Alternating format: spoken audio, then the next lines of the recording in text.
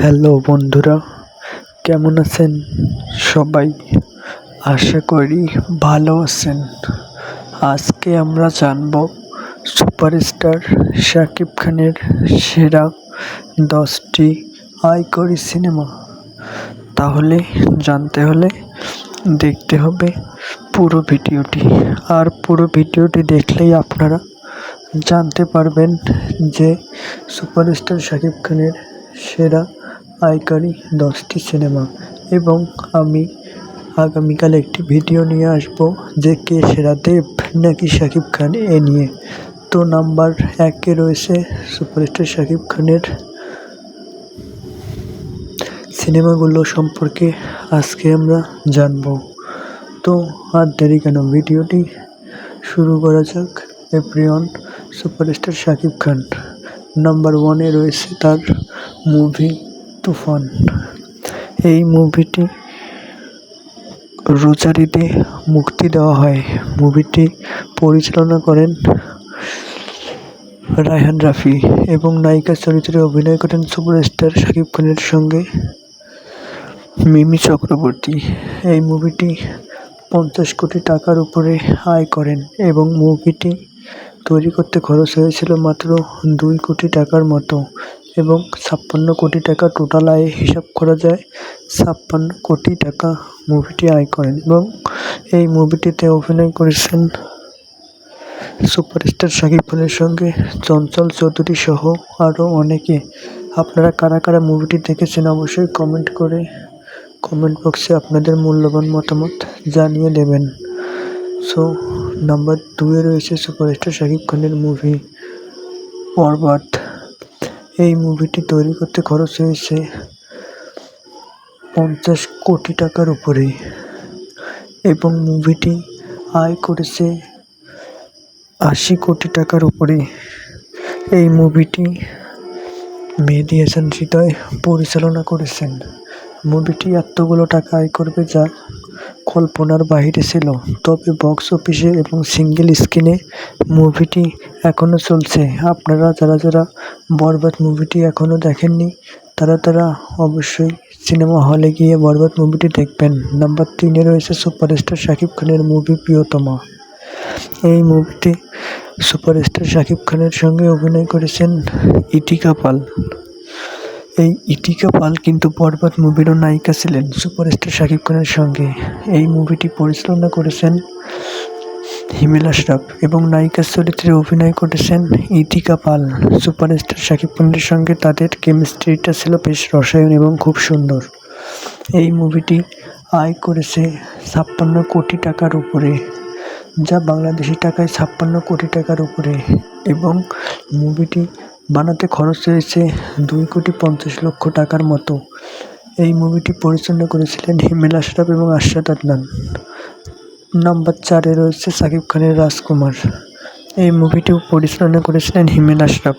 এই মুভিটিতে নায়িকার ক্যারেক্টারে নেওয়া হয়েছে বলিউড একজন নায়িকাকে, যেখানে শাকিব খানের সঙ্গে এই নায়িকার প্রথম এই কাজ। এই মুভিটি আয় করেছে 26 কোটি টাকার উপরে এবং এই মুভিটি তৈরি করতে এবং মুভিটি বানাতে পরিচালক হিমেল আশরাফের খরচ হয়েছিল মাত্র 2 কোটি টাকা। নাম্বার 5-এ রয়েছে ভাইজান এলোরে।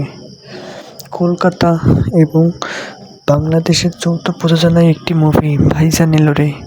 এই মুভিটিতে অভিনয় করেছেন শাকিব খানের সঙ্গে শ্রাবন্তী এবং নায়িকা চরিত্রে অভিনয় করেছেন পায়েল। এখানে শাকিব খানের ডাবল ক্যারেক্টারে সিনেমাটি তৈরি করা হয়েছে। আপনারা কারা কারা ডাবল ক্যারেক্টারের এই ভাইজান এলোরে মুভিটি দেখেছেন? মুভিটি সম্ভবত 2020 সালে বানানো হয়েছে। মুভিটি তৈরি করতে খরচ হয়েছে 5 কোটি টাকা এবং মুভিটি আয় করেছে প্রায় 10 কোটি টাকার উপরে। আপনারা কারা কারা ভাইজান এলোরে মুভিটি দেখেছেন তারা অবশ্যই কমেন্ট বক্সে আপনাদের মূল্যবান মতামত জানিয়ে দেবেন। এবার আসি নাম্বার 6-এ রয়েছে শাকিব খান বুবলি অভিনীত পাসওয়ার্ড মুভিটি।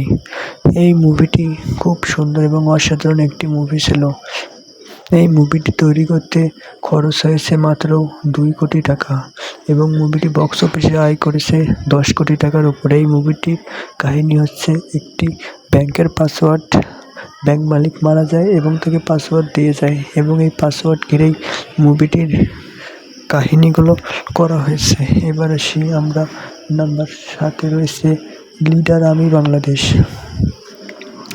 যদিও এই মুভিটি আমি দেখি নাই, তারপরও মুভিটির কাহিনী এবং মুভিটির গল্প ছিল রাজনীতি নিয়ে। এই মুভিতে শাকিব খান নাকি রাজনীতি নিয়ে মুভি করেছেন, রাজনীতি সম্পর্কে মুভিটির কাহিনী করা হয়েছে। এই মুভিটি তৈরি করতে খরচ হয়েছিল 1.5 কোটি টাকার মতো, যা আয় করেছে প্রায় 5 কোটি টাকার উপরে। আপনারা কারা কারা লিডার আমি বাংলাদেশ মুভিটি দেখেছেন তারা অবশ্যই কমেন্ট করে কমেন্ট বক্সে জানিয়ে দেবেন। নাম্বার 8-এ রয়েছে বীর। কাজী হায়াৎ পরিচালিত এই বীর মুভিটি শাকিব খানের ক্যারিয়ারে অন্যতম একটি সফল মুভি। এই মুভিটিতেও তার সঙ্গে অভিনয় করেছেন নায়িকা বুবলি। শাকিব খান অভিনীত এই বীর মুভিটি এক কথায় অসাধারণ এবং মনোমুগ্ধকর একটি মুভি ছিল। এই মুভিটিতে তৈরি করতে খরচ হয়েছিল 50 লক্ষ টাকার মতো এবং মুভিটি আয় করেছে প্রায় 3 কোটি টাকার উপরে। যদিও মুভিটি তেমন সফল না, কিন্তু তারপরও শাকিব খানের ক্যারিয়ারে অন্যতম একটি মুভি, কেননা এই মুভিটির মাধ্যমে শাকিব খানকে বীরের মতোই দেখা গিয়েছিল এবং শাকিব খানকে অনেক সুন্দর লাগছিল এই মুভিটিতে। এবার আমরা কথা বলবো শাকিব খানের নাম্বার 9-এ যে মুভিটি রয়েছে সেটি রয়েছে নবাব। এই মুভিতে শাকিব খানের সঙ্গে অভিনয় করেছেন ওপার বাংলার শুভশ্রী গাঙ্গুলী। শাকিব খান শুভশ্রীর এটি 3য় মুভি। এর আগে তারা চালবাজ এবং আরও অন্য একটি মুভিতে অভিনয় করেছেন এবং 3য় মুভি রয়েছে নবাব।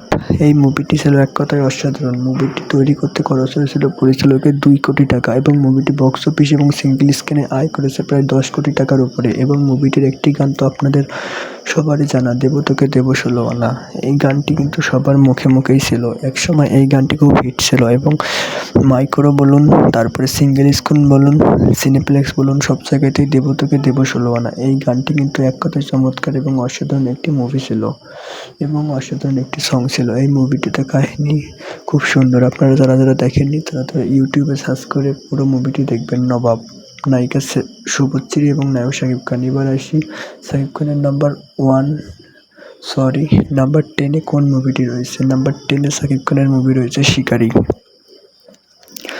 যদিও এই মুভিটি 2019 সালে রিলিজ দেওয়া হয়। এই মুভিটির নায়িকার চরিত্রে শাকিবের সঙ্গে অভিনয় করেছিলেন শ্রাবন্তী।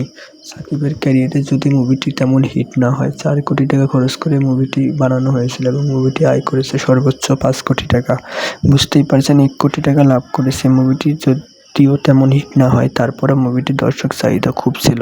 তখনকার সময় মুভিটি খুব ভালো আয় করেছে। So let's go wealth. ভিডিওটি এখানেই শেষ করছি। ভিডিওটি কেমন লাগছে অবশ্যই কমেন্ট করে কমেন্ট বক্সে জানিয়ে দেবেন। আর আপনি যদি সাকিবিয়ান হন অবশ্যই চ্যানেলটি সাবস্ক্রাইব করবেন। ধন্যবাদ আপনাকে।